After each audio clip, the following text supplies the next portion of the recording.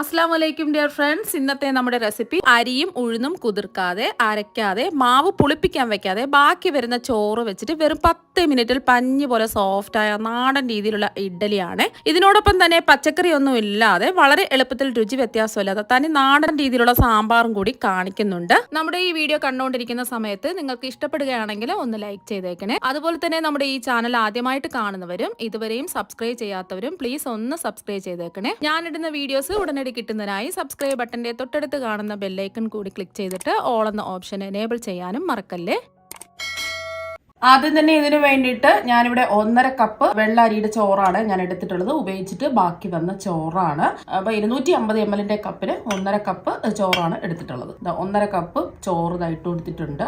അപ്പൊ ഞാനിവിടെ ജയ അരിയുടെ ചോറാണ് എടുത്തിട്ടുള്ളത്. ഏത് അരിയുടെ ചോറ് വേണമെങ്കിലും എടുക്കാൻ പാടില്ല. ഇതുപോലെ വെള്ള അരി ഉണ്ടല്ലോ, അതിന്റെ ചോറ് മാത്രമേ എടുക്കാൻ പാടുള്ളൂ. നിറ വ്യത്യാസമില്ല, നല്ല വെള്ള കളറിൽ തന്നെ ഇരിക്കുന്നതിന് വേണ്ടിയിട്ടാണ്. ഇനി ഇതിലേക്ക് 1 കപ്പ് വെള്ളം ഒഴിച്ചു കൊടുക്കാം. 250 ml കപ്പിന് 1 കപ്പ് വെള്ളം ഒഴിച്ചു കൊടുക്കാം. ഇനി ഇത് നല്ല പേസ്റ്റ് രൂപത്തിൽ ഒന്ന് അടിച്ചെടുക്കാം. ഇപ്പൊ ചോറ് നല്ല പേസ്റ്റ് രൂപത്തിൽ അടിച്ചെടുത്തിട്ടുണ്ട്. ഇനി ഒരു പാനിലേക്ക് 1 കപ്പ് റവ ഇട്ട് കൊടുക്കാം. അതും 250 ml കപ്പിന് 1 കപ്പ് റവയാണ് എടുത്തിട്ടുള്ളത്. ചെറിയ തരികളുള്ള റവയാണ് ഞാൻ എടുത്തിട്ടുള്ളത്. കുറച്ച് വലിപ്പം ഉള്ള റവയാണെന്നുണ്ടെങ്കിൽ മിക്സിയുടെ ജാറിലിട്ട് ഒന്ന് അടിച്ചെടുത്തതിന് ശേഷം മാത്രമേ ഇതുപോലെ റോസ്റ്റ് ചെയ്തെടുക്കാവൂ. ഫ്ലെയിം കുറച്ച് വെച്ച് കൊടുക്കുക. എന്നിട്ട് ഇതൊന്ന് റോസ്റ്റ് ചെയ്തെടുക്കാം. റോസ്റ്റ് ചെയ്ത റവയായാലും റോസ്റ്റ് ചെയ്യാത്ത റവയായാലും ഒന്ന് റോസ്റ്റ് ചെയ്തെടുക്കണം. ഇപ്പൊ റവ വറുക്കാൻ തുടങ്ങിയിട്ട് ഒരു 2 മിനിറ്റ് ആയി. ഇപ്പൊ നല്ലൊരു മണമൊക്കെ വരുന്നുണ്ട്. റവ വറുത്തെടുക്കുമ്പോൾ പ്രത്യേകം ശ്രദ്ധിക്കുക, റവയുടെ നിറം മാറാത്ത രീതിയിൽ വേണം ഇതൊന്ന് റോസ്റ്റ് ചെയ്തെടുക്കാം. അതിന് വേണ്ടിയിട്ടാണ് ഞാൻ ഫ്ലെയിം കുറച്ചിട്ടിട്ട് വറുത്തെടുത്തിട്ടുള്ളത്. ഇത്രയും മതിയാവും. ഇനി ഫ്ലെയിം ഓഫ് ആക്കി കൊടുക്കാം. ഇനി ഒരു ബൗളിലേക്ക് അടിച്ചു വെച്ച ചോറ് ഇട്ട് കൊടുക്കാം. ഇനി ഇതിലേക്ക് റോസ്റ്റ് ചെയ്ത് വെച്ചിരിക്കുന്ന റവ മുഴുവനും ഈ ചോറിലേക്ക് ഇട്ട് കൊടുക്കാം. ഇപ്പൊ ചൂടെല്ലാം മാറിയതിന് ശേഷമാണ് ഇട്ട് കൊടുത്തിട്ടുള്ളത്. ഇനി ഇതൊന്ന് മിക്സ് ചെയ്തെടുക്കാം. ഇപ്പൊ ഇതൊന്ന് മിക്സ് ചെയ്തെടുത്തിട്ടുണ്ട്. ഇനി ഇതിലേക്ക് 250 ml കപ്പിന് 1 കപ്പ് തൈരും കൂടി ഒഴിച്ചു കൊടുക്കാം. അധികം പുളിപ്പില്ലാത്ത തൈര് വേണം ഇതിലേക്ക് എടുക്കാൻ വേണ്ടിയിട്ട്. ഇനി ഇതിലേക്ക് ആവശ്യത്തിനുള്ള ഉപ്പ് ഇട്ട് കൊടുക്കാം. ഞാനിപ്പോൾ 1/2 ടീസ്പൂൺ ഉപ്പാണ് ഇട്ട് കൊടുക്കുന്നത്. നോക്കിയിട്ട് വേണമെന്നുണ്ടെങ്കിൽ പിന്നീട് ഉപ്പ് ചേർത്ത് കൊടുത്താൽ മതിയാവും. ഇനി എല്ലാം കൂടിയിട്ട് ഒന്ന് യോജിപ്പിച്ചെടുക്കാം. മിക്സിയിലൊന്നും ഇട്ട് അടിക്കരുത്. ഇതുപോലെ തന്നെ കൈ വെച്ചിട്ട് ഒന്ന് യോജിപ്പിച്ചെടുക്കുക. കട്ടകളൊന്നും ഇല്ലാതെ നല്ല സ്മൂത്തായിട്ട് ഒന്ന് യോജിപ്പിച്ചെടുക്കാം. ഇപ്പൊ കട്ടകളൊന്നുമില്ല, ഇതാ ഒന്ന് മിക്സ് ചെയ്തെടുത്തിട്ടുണ്ട്. ഇതിൽ റവ ചേർത്തതുകൊണ്ട് റവയൊക്കെ ഒന്ന് കുതിർന്ന് സോഫ്റ്റ് ആയി കിട്ടുന്നതിന് വേണ്ടിയിട്ട് ഒരു 10 മിനിറ്റ് റെസ്റ്റ് ചെയ്യാൻ വേണ്ടിയിട്ട് മൂടി മാറ്റി വെക്കാം. ഈ സമയം കൊണ്ട് പച്ചക്കറി ഒന്നുമില്ലാതെ എന്നാൽ പച്ചക്കറി വെച്ചിട്ട് ചെയ്യുന്ന സാമ്പാറിനേക്കാളും വളരെ രുചികരമായിട്ടും എളുപ്പത്തിലും ചെയ്തെടുക്കാൻ പറ്റിയ ഒരു അടിപൊളി സാമ്പാർ വെറും 10 മിനിറ്റ് കൊണ്ട് എങ്ങനെ തയ്യാറാക്കി എടുക്കാൻ നോക്കാം. ഒരു ബൗളിലേക്ക് നെല്ലിക്ക വലിപ്പത്തിലുള്ള പുളി ഇട്ട് കൊടുക്കാം. വാളംപുളിയാണ് ഞാൻ എടുത്തിട്ടുള്ളത്. പുളി കുതിർന്ന് കിട്ടാൻ ആവശ്യത്തിന് വെള്ളം ഒഴിച്ചു കൊടുക്കാം. ഒരു 1/2 കപ്പ് വെള്ളം ഒഴിച്ചു കൊടുക്കാം. സാധാരണ പച്ചവെള്ളം തന്നെയാണ്. ഇനി പുളി ഒന്ന് കുതിർന്ന് കിട്ടാൻ വേണ്ടിയിട്ട് നമുക്ക് മാറ്റി വയ്ക്കാം. ഇനി ഒരു ബൗളിലേക്ക് 3/4 കപ്പ് സാമ്പാർ പരിപ്പ് ഇട്ട് കൊടുക്കാം. ഇനി ഇതിലേക്ക് ഒരു 1/4 കപ്പ് ചെറുപയർ പരിപ്പും കൂടി ഇട്ട് കൊടുക്കാം. ചെറുപയർ പരിപ്പാണ് ഇട്ട് കൊടുക്കുന്നത്. തോടെല്ലാം മാറ്റിയ ചെറുപയർ പരിപ്പ്. നമ്മൾ പായസത്തിനും പരിപ്പിനൊക്കെ ഉപയോഗിക്കുന്ന ചെറുപയർ പരിപ്പുണ്ടല്ലോ, അതാണ് എടുത്തിട്ടുള്ളത്. ഇനി നല്ലോണം ഒന്ന് കഴുകിയെടുക്കാം. ഇനി കഴുകി വൃത്തിയാക്കി എടുത്ത പരിപ്പ് ഒരു കുക്കറിലേക്ക് ഇട്ട് കൊടുക്കാം. ഇത് കുതിർക്കേണ്ട ആവശ്യമൊന്നുമില്ല. ഇനി ഇതിലേക്ക് ആവശ്യത്തിനുള്ള വെള്ളം ഒഴിച്ചു കൊടുക്കാം. ഒരു 2 കപ്പ് വെള്ളമാണ് ഒഴിച്ചു കൊടുക്കുന്നത്. ഇത് പെട്ടെന്ന് വെന്ത് കിട്ടാൻ വേണ്ടിയിട്ട് ചെറിയൊരു വറ്റൽ മുളക് ഇട്ട് കൊടുക്കാം. 1 ടീസ്പൂൺ വെളിച്ചെണ്ണ കൂടി ഒഴിച്ചു കൊടുക്കാം. ഈ വറ്റൽ മുളകും വെളിച്ചെണ്ണയും കൂടെ ഒഴിച്ചു കൊടുക്കുമ്പോൾ പെട്ടെന്ന് തന്നെ ഇത് വെന്ത് കിട്ടും. ഒന്ന് മിക്സ് ചെയ്ത് കൊടുക്കാം. ഞാൻ ഫ്ലെയിം ഓണാക്കി കൊടുത്തിട്ടുണ്ട്. ഇനി കുക്കർ മൂടി വെച്ച് ഇതൊന്ന് വേവിച്ചെടുക്കാം. ഇപ്പോൾ ഒരു 2 വിസിൽ കേട്ടിട്ടുണ്ട്. ഇപ്പൊ ഞാൻ ഫ്ലെയിം ഓഫ് ആക്കി. ഇനി ഇതിന്റെ ആവി പോകുന്നതിന് വേണ്ടിയിട്ട് ഇത് മാറ്റി വയ്ക്കാം. ഇനി ചൂടായി കിടക്കുന്ന ഒരു പാനിലേക്ക് 1 ടേബിൾ സ്പൂൺ വെളിച്ചെണ്ണ ഒഴിച്ചു കൊടുക്കാം. ഇനി ഇതിലേക്ക് ചേർത്ത് കൊടുക്കുന്നത് ഏകദേശം ഒരു 1/2 കിലോളം ഉള്ള ചെറിയ ഉള്ളി തൊലിയെല്ലാം കളഞ്ഞതിന് ശേഷം കഴുകി വൃത്തിയാക്കി എടുത്തിട്ടുള്ളതാണ്. ഒന്ന് ഇളക്കി കൊടുക്കാം. ഫ്ലെയിം കുറച്ച് വെച്ച് കൊടുക്കാം. മീഡിയം ഫ്ലെയിം വെച്ച് കൊടുക്കാം. ഏകദേശം ഒരു 1/2 കിലോ ഉള്ളി ഉണ്ടാവും. ഇപ്പൊ കപ്പിന്റെ അളവാണെന്നുണ്ടെങ്കിൽ ഒരു 3 കപ്പ് ഉള്ളിയാണ് ഞാൻ എടുത്തിട്ടുള്ളത്. 250 ml കപ്പിന് 3 കപ്പ് ഉള്ളി. നിങ്ങൾക്ക് ഇതിന് പകരം സവാള വേണമെങ്കിലും എടുക്കാവുന്നതാണ്. ചെറിയ ഉള്ളിയിൽ ചെയ്യുമ്പോഴാണ് ഇതിന് പ്രത്യേക ഒരു ടേസ്റ്റ് കിട്ടുന്നത്. ഇനി ചെറുതായിട്ട് കട്ട് ചെയ്തെടുത്ത് 2 പച്ചമുളകും കൂടി ഇട്ട് കൊടുക്കാം. അധികം എരിവൊന്നും ഇല്ലാത്ത പച്ചമുളകാണ് ഞാൻ എടുത്തിട്ടുള്ളത്. ഒന്ന് ഇളക്കി കൊടുക്കാം. 1 മിനിറ്റ് ഒന്ന് ഇളക്കി കൊടുത്തിട്ടുണ്ട്. ഇനി മൂടി വെച്ച് ഈ ഉള്ളി ഒന്ന് വാട്ടിയെടുക്കാം. ഒന്ന് വാടി വന്നാൽ മാത്രം മതിയാവും. ഇടയ്ക്ക് ഒന്ന് ഇളക്കി കൊടുക്കാം. ഇപ്പോൾ ഒരു 3 മിനിറ്റ് ആയിട്ടുണ്ട്. ഇടയ്ക്കിടയ്ക്ക് ഞാൻ ഇളക്കി കൊടുത്തിട്ടുണ്ടായിരുന്നു. ഉള്ളിയുടെ നിറമൊക്കെ മാറി നന്നായിട്ട് വാടി വന്നിട്ടുണ്ട്. ഈ ഒരു സമയം ഇതിലേക്ക് 1/4 ടീസ്പൂൺ മഞ്ഞൾപ്പൊടി, 1 ടീസ്പൂൺ മുളക് പൊടി. ഇത് ഞാൻ കാശ്മീരി മുളക് പൊടിയാണ്. സാധാരണ മുളക് പൊടിയാണെന്നുണ്ടെങ്കിൽ ഒരു 1/2 ടീസ്പൂൺ ഒക്കെ എടുത്താൽ മതിയാവും. 1 ടീസ്പൂൺ മല്ലിപ്പൊടിയും കൂടി ഇട്ട് കൊടുക്കുക. ഈ പൊടിയുടെ പച്ചമണം പോകുന്നവരെ ഒന്ന് ഇളക്കി കൊടുക്കാം. ഫ്ലെയിം കുറച്ച് വേണം വെക്കാൻ വേണ്ടിയിട്ട്. ഇപ്പോൾ പൊടിയുടെ ഒരു 10 സെക്കൻഡൊക്കെ ഇളക്കി കൊടുത്തപ്പോൾ പൊടിയുടെ പച്ചമണമൊക്കെ ഒന്ന് മാറിയിട്ടുണ്ട്. ഈ ഒരു സമയം തക്കാളി ചെറുതായിട്ട് കട്ട് ചെയ്തും കൂടി ഇട്ട് കൊടുക്കാം. വലിയ തക്കാളിയാണെന്നുണ്ടെങ്കിൽ 1 എടുക്കുക, ചെറുതാണെങ്കിൽ 2 എടുക്കുക. ഒന്ന് ഇളക്കി കൊടുക്കാം. തക്കാളി ഒന്നും വെന്ത് കുഴയേണ്ട ആവശ്യമൊന്നുമില്ല. ജസ്റ്റ് ഒന്ന് വാടി കിട്ടിയാൽ മാത്രം മതിയാവും. ഒന്ന് ഇളക്കി കൊടുക്കാം.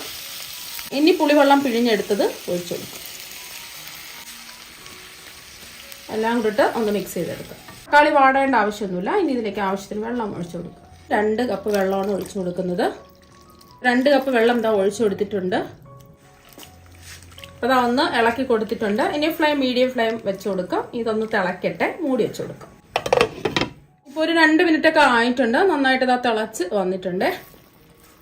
ഇനി ഇതിലേക്ക് 3 ടീസ്പൂൺ സാമ്പാർ പൊടിയും കൂടി ഇട്ട് കൊടുക്കാം. ഒന്ന് ഇളക്കി കൊടുക്കാം. ഇപ്പൊ ആവി മുഴുവനും പോയിട്ടുണ്ട്. ഇപ്പൊ പരിപ്പൊക്കെ നല്ലോണം വെന്തൊക്കെ കിട്ടിയിട്ടുണ്ട്. സാമ്പാർ പൊടിയും കൂടെ ചേർത്ത് കഴിഞ്ഞ് ഒന്ന് തിളച്ചതിന് ശേഷം നമ്മൾ വേവിച്ച് വെച്ച പരിപ്പ് ഇതിലേക്ക് ഒഴിച്ചു കൊടുക്കുക. മുഴുവനും അങ്ങ് ഒഴിച്ചു കൊടുക്കുക. ഇനി ഇതിലേക്ക് ആവശ്യത്തിനുള്ള വെള്ളം ഒഴിച്ചു കൊടുക്കുക. 1 കപ്പ് വെള്ളം കൂടി ഒഴിച്ചു കൊടുക്കുക. എല്ലാം കൂടിയിട്ട് ഒന്ന് ഇളക്കി യോജിപ്പിച്ചെടുക്കാം. അപ്പോൾ നമ്മൾ ഇതിൽ ഉപ്പൊന്നും ചേർത്തിട്ടില്ല. ഇനി ഇതിലേക്ക് ആവശ്യത്തിനുള്ള ഉപ്പ് ചേർത്ത് കൊടുക്കുക. ഒരു 3/4 ടീസ്പൂൺ ഉപ്പാണ് ചേർത്ത് കൊടുക്കുന്നത്. വേണമെന്നുണ്ടെങ്കിൽ നോക്കിയിട്ട് പിന്നീട് ആവശ്യമുണ്ടെന്നുണ്ടെങ്കിൽ ഉപ്പ് ചേർത്ത് കൊടുക്കുക. ഇനി 1 ടീസ്പൂൺ ശർക്കര ചീകി എടുത്തതും കൂടി ഇട്ട് കൊടുക്കുക. ആ എരിയും പുളിയും എല്ലാം കൂടിയിട്ട് നല്ലൊരു ടേസ്റ്റ് കിട്ടുന്നതിന് വേണ്ടിയിട്ടാണ് ശർക്കര ചേർത്ത് കൊടുത്തിട്ടുള്ളത്. എല്ലാം ഒന്ന് യോജിപ്പിച്ചെടുക്കുക. ഈ സമയത്ത് ഉപ്പൊക്കെ ഉണ്ടോ എന്നൊന്ന് ചെക്ക് ചെയ്ത് നോക്കുക. ആവശ്യമെങ്കിലും ഉപ്പ് ചേർത്ത് കൊടുക്കുക. ഇപ്പോൾ ഒന്ന് തിളച്ച് വന്നിട്ടുണ്ട്. ഇനി ഒന്നും ചെയ്യേണ്ട ആവശ്യമൊന്നുമില്ല. ഓൾറെഡി എല്ലാം വെന്തിട്ടുള്ളതാണല്ലോ. ചെറിയൊരു കട്ടിക്കാണ് ഇരിക്കുന്നത്. അപ്പോൾ നിങ്ങൾക്ക് നല്ല ലൂസ് പരുവത്തിലാണ് വേണ്ടതെന്നുണ്ടെങ്കിൽ ആവശ്യത്തിന് വെള്ളം ഒഴിച്ചു കൊടുക്കുക. അപ്പോൾ ഈ ഒരു കട്ടിക്കാണ് എനിക്ക് കിട്ടിയിട്ടുള്ളത്. ഇത് ചൂടൊക്കെ മാറിക്കഴിയുമ്പോൾ കുറച്ചും കൂടെ ഒന്ന് കട്ടിയാവും. അപ്പോൾ അതിനനുസരിച്ച് വേണം. നിങ്ങൾക്ക് ഇത്രയും കട്ടി മതിയെന്നുണ്ടെങ്കിൽ ഇത്രയും വെള്ളം ഒഴിച്ചാൽ മതിയാവും. കുറച്ചും കൂടെ ലൂസ് പരുവത്തിലാണ് നിങ്ങൾക്ക് വേണ്ടതെന്നുണ്ടെങ്കിൽ ഒരു 1/2 കപ്പ് മുതൽ 1 കപ്പ് വരെ വെള്ളം ഒഴിച്ചു കൊടുക്കുക. ഞാനിപ്പോൾ വെള്ളമൊന്നും ഒഴിക്കുന്നില്ല. ഈ ഒരു കട്ടിക്കാണ് എടുക്കുന്നത്. ഇനി ഒരു പാനിലേക്ക് 1 ടേബിൾ സ്പൂൺ വെളിച്ചെണ്ണ ഒഴിച്ചു കൊടുക്കാം. വെളിച്ചെണ്ണ തന്നെ ഒഴിച്ചു കൊടുക്കാം. എന്നാൽ മാത്രമേ നാടൻ ഫ്ലേവർ ഒക്കെ ഇതിന് കിട്ടുള്ളൂ. ഇനി ചൂടായി കിടക്കുന്ന എണ്ണയിലേക്ക് 1/2 ടീസ്പൂൺ കടുക് ഇട്ട് കൊടുക്കാം. കടുക് ഒന്ന് പൊട്ടട്ടെ. കടുകെല്ലാം ഒന്ന് പൊട്ടിയതിന് ശേഷം ഒരു 1/4 ടീസ്പൂൺ ഉലുവയും കൂടി ഇട്ട് കൊടുക്കാം. 1/4 ടീസ്പൂൺ മാത്രമേ ഇട്ട് കൊടുക്കാവൂ. ഒന്ന് ഇളക്കി കൊടുത്തതിന് ശേഷം 3 വറ്റൽമുളക് ചെറുതായിട്ട് കട്ട് ചെയ്തും കൂടി ഇട്ട് കൊടുക്കാം. അതുപോലെ തന്നെ ഇതിലേക്ക് കുറച്ച് കറിവേപ്പിലയും കൂടി ഇട്ട് കൊടുക്കാം. 2 നുള്ള് കായപ്പൊടിയും കൂടി ഇട്ട് കൊടുക്കാം. ഒന്ന് ഇളക്കി കൊടുത്തതിന് ശേഷം ഫ്ലെയിം ഓഫ് ആക്കി കൊടുക്കാം. താളിച്ചത് മുഴുവൻ ഇതിലേക്ക് ഒഴിച്ചു കൊടുക്കാം. ഇനി എല്ലാം കൂടി ഒന്ന് യോജിപ്പിച്ചെടുക്കാം. താളിച്ച് ഒഴിക്കണമെന്നുണ്ടെങ്കിൽ താളിച്ചൊഴിച്ചാൽ മതി. അല്ലെങ്കിൽ താളിച്ചൊഴിക്കാതെയും കഴിക്കാവുന്നതാണ്. നല്ല ടേസ്റ്റ് ആണ് കഴിക്കാൻ വേണ്ടിയിട്ട്. അപ്പോൾ ഒന്ന് ഇളക്കി കൊടുത്തിട്ടുണ്ട്. ഇനി ഇതിലേക്ക് മല്ലിയിലയുടെ ടേസ്റ്റ് ഇഷ്ടമാണെന്നുണ്ടെങ്കിൽ കുറച്ച് മല്ലിയില കട്ട് ചെയ്തും കൂടി ഇട്ട് കൊടുക്കാം. ഇനി ഇത് മൂടി വെച്ച് മാറ്റി വെക്കാം. ഇപ്പൊ ഇത് റെസ്റ്റ് ചെയ്യാൻ വെച്ചിട്ട് ഒരു 10 മിനിറ്റ് കഴിഞ്ഞിട്ടുണ്ട്. ഒന്ന് യോജിപ്പിച്ചെടുക്കാം. ഇപ്പൊ കുറച്ച് കട്ടിക്കാണ്ടിരിക്കുന്നത്. റവയെല്ലാം എന്താ ഒന്ന് കുതിർന്ന് കിട്ടിയിട്ടുണ്ട്. കണ്ടില്ലേ, ഇപ്പോൾ കുറച്ച് കട്ടിക്കാണിരിക്കുന്നത്. ഇനി ഇതിലേക്ക് ഒരു 1/4 കപ്പ് വെള്ളം കൂടി ഒഴിച്ചു കൊടുക്കാം. ഒന്നെല്ലാം കൂടിയിട്ട് ഒന്ന് യോജിപ്പിച്ചെടുക്കാം. ഇപ്പോൾ ഇതാ ഒന്ന് മിക്സ് ചെയ്തെടുത്തിട്ടുണ്ട്. ഇനി ഇതിലേക്ക് നമ്മൾ ചേർത്ത് കൊടുക്കുന്നത് ENO ഫ്രൂട്ട് സോൾട്ട് ആണ്. ഒരു 1/2 ടീസ്പൂൺ ചേർത്ത് കൊടുക്കാം. കൂടുതലൊന്നും ചേർക്കേണ്ട, 1/2 ടീസ്പൂണാണ്. വയറിൽ ഗ്യാസ് ഒക്കെ വരുമ്പോൾ ഉപയോഗിക്കുന്ന സംഭവമാണ്. ഇതെല്ലാം ഷോപ്പുകളിലും വാങ്ങാൻ കിട്ടും. ഇതിൽ ബേക്കിംഗ് പൗഡർ, ബേക്കിംഗ് സോഡ ഒന്നും അല്ല ചേർക്കുന്നത്. ഇനി ഇതിലേക്ക് ഒരു 2 ടേബിൾ സ്പൂൺ വെള്ളവും കൂടി ഒഴിച്ചു കൊടുക്കാം. ഒന്ന് മിക്സ് ചെയ്തെടുക്കാം. ENO ഫ്രൂട്ട് സോൾട്ട് പേടിക്കേണ്ട ആവശ്യമൊന്നുമില്ല. നമ്മൾ ഗ്യാസിനൊക്കെ വെള്ളത്തിലിട്ട് കുടിക്കുന്ന സംഭവമാണ്. എല്ലാ ഷോപ്പുകളിലും വാങ്ങാൻ കിട്ടും. ഒരു 2 മിനിറ്റെങ്കിലും ഒന്ന് നല്ലതുപോലെ ഒന്ന് യോജിപ്പിച്ചെടുക്കാം. ഇപ്പോൾ 2 മിനിറ്റ് ഒന്ന് ഇളക്കി യോജിപ്പിച്ചെടുത്തിട്ടുണ്ട്. നമ്മുടെ ബാറ്റർ നല്ല സോഫ്റ്റായി. ഈ ഒരു രീതിക്ക് വേണം കിട്ടാൻ വേണ്ടിയിട്ട്. ഇപ്പം നമ്മുടെ ബാറ്റർ ഇതാ ഇവിടെ റെഡി ആയിട്ടുണ്ട്. ഞാനിവിടെ ഒരു ഇഡ്ഡലി ചെമ്പില് 3 കപ്പ് വെള്ളം തിളപ്പിക്കാൻ വെച്ചിട്ടുണ്ട്. ഇപ്പം എന്താ വെള്ളം തിളച്ചു വരാറായി. ഇതിലേക്ക് ഇഡ്ഡലി തട്ട് വെച്ചു കൊടുക്കുക. ഇനി ഇഡ്ഡലി തട്ടിന്റെ എല്ലാ കുഴികളിലും കുറച്ച് വെളിച്ചെണ്ണ ഒന്ന് ബ്രഷ് ചെയ്ത് കൊടുക്കുക. ഇതിന്റെ തട്ടൊന്ന് ചൂടാതിന് ശേഷം നമ്മുടെ ബാറ്റർ കുറച്ച് വീതം ഒഴിച്ചു കൊടുക്കുക.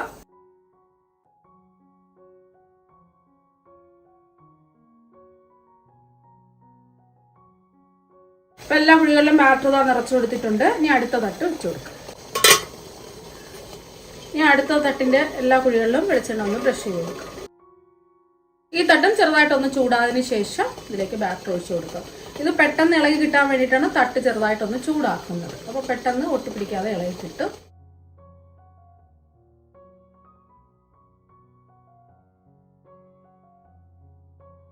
ഇനി മൂടി വെച്ച് മീഡിയം ഫ്ലെയിമിൽ ഇട്ടിട്ട് ഇതൊന്ന് ആവിയേറ്റി വേവിച്ചെടുക്കാം. ഒരു 12 മിനിറ്റ് ആയിട്ടുണ്ട്. ഇനി ഫ്ലെയിം ഓഫ് ആക്കാം. ഇനി ഇഡ്ഡലി ചെമ്പിൽ നിന്ന് ഇഡ്ഡലി തട്ട് എടുത്തു മാറ്റാം. ഇനി കുറച്ച് ചൂട് മാറാൻ വേണ്ടിയിട്ട് മാറ്റി വെക്കാം. ഇപ്പൊ ഇഡ്ഡലിയുടെ ചൂടൊക്കെ ഒന്ന് മാറിയിട്ടുണ്ട്. ഇനി ഇഡ്ഡലി തട്ടിൽ നിന്നും ഇഡ്ഡലി ഒരു സ്പൂൺ വെച്ചോ സ്പാച്ചിൽ വെച്ചോ മെല്ലെ ഒന്ന് ഇളക്കിയെടുക്കാം. ഇപ്പൊ തട്ടിലൊന്നും ഒട്ടിപ്പിടിക്കാതെ നല്ല സ്മൂത്ത് ആയിട്ട് ഇളകി കിട്ടിയിട്ടുണ്ട്. നല്ല വെള്ള കളറിൽ പഞ്ഞു പോലെ സോഫ്റ്റ് ആയ ഇഡ്ഡലി ഇവിടെ റെഡി ആയിട്ടുണ്ട്. നമ്മളിത് ബസ്മതി റൈസിൽ ചെയ്യുകയാണെന്നുണ്ടെങ്കിൽ കുറച്ചും കൂടെ നല്ല വെള്ള കളറിൽ ഇഡ്ഡലി കിട്ടും. ഇപ്പൊ കണ്ടില്ല നല്ല സോഫ്റ്റ് ആണ്. സാധാരണ നമ്മൾ കഴിക്കുന്ന ഇഡ്ഡലിയേക്കാളും കുറച്ചും കൂടെ ടേസ്റ്റും സോഫ്റ്റും ആണ് ഈ ഇഡ്ഡലിക്ക്. അരിയും ഉഴുന്നും കുതിർക്ക ഇടാൻ മറന്നുപോയ സമയത്തും അതുപോലെ തന്നെ മടി പിടിച്ചിരിക്കുന്ന സമയത്തും ഒക്കെ ബാക്കി വന്ന ചോറ് വെച്ചിട്ട് ചെയ്ത് നോക്കാൻ പറ്റിയ ഒരു ഇഡ്ഡലിയാണത്. ഇനി ഒരു ഇഡ്ഡലി മുറിച്ചും കൂടി കാണിച്ചു തരാം. ഇപ്പൊ കണ്ടില്ലേ എത്രമാത്രം സോഫ്റ്റ് ആണെന്നുള്ളത്. അപ്പൊ നിങ്ങൾ ബാക്കി വന്ന ചോറ് വെച്ചിട്ടുള്ള ഇഡ്ഡലിയും അതുപോലെ തന്നെ പച്ചക്കറിയൊന്നും ഇല്ലാത്ത സാമ്പാറും ഇതുപോലെ ഒന്ന് ട്രൈ ചെയ്ത് നോക്കാം. തീർച്ചയായും നിങ്ങൾക്ക് എല്ലാവർക്കും ഇഷ്ടപ്പെടും. അപ്പൊ നമുക്ക് മറ്റൊരു വെറൈറ്റി ഡിഷുമായിട്ട് വീണ്ടും കാണാം. താങ്ക്